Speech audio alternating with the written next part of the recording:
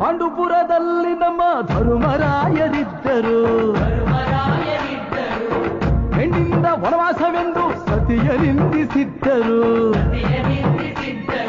ಅತ್ತಳಮ್ಮ ದ್ರೌಪದಿಯು ಅಮ್ಮ ಅಣ್ಣಮ್ಮ ಎಂದು ಮಾನವತಿ ಹೆಣ್ಣಿಗೊಂದು ಸ್ಥಾನ ಕೊಡುಬಾರೆ ಎಂದು ಸೀರೆ ಉಡಿಸಿ ಬಳೆಯ ತೊಡಿಸಿ ಸೀರೆ ಉಡಿಸಿ ಬಳೆಯ ತೊಡಿಸಿ ತಾಳಿ ಕಟ್ಟಿಸಿ ಹೆಣ್ಣು ಇಲ್ಲದೆ ಧರ್ಮ ಇಲ್ಲ ಎಂದು ಬೋಧಿಸಿ ಧರ್ಮನಿಗೆ ತಲೆಗೆ ಏಳು ಧರ್ಮನಿಗೆ ತಲೆಗೆ ಏಳು ಮಡಿಕೆ ಕೂರಿಸಿ ಕೈಗೆ ಕತ್ತಿ ಕೊಟ್ಟು ಕರಗ ಶಕ್ತಿ ತೋರಿಸಿ ನನ್ನನ್ನು ಶಂಕಿಸಿದರೆ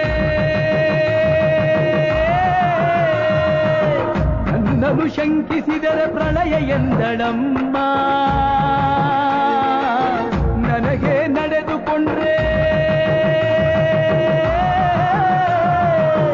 ನನಗೆ ನಡೆದುಕೊಂಡ್ರೆ ವಿಜಯ ಎಂದಳಮ್ಮ. ಆಡಿದ ಮಾತನ್ನು ಮೀರಿದಿರೋ ಭಕ್ತರ ಇವಳಿಗೆ ಇಷ್ಟ ಇಷ್ಟ.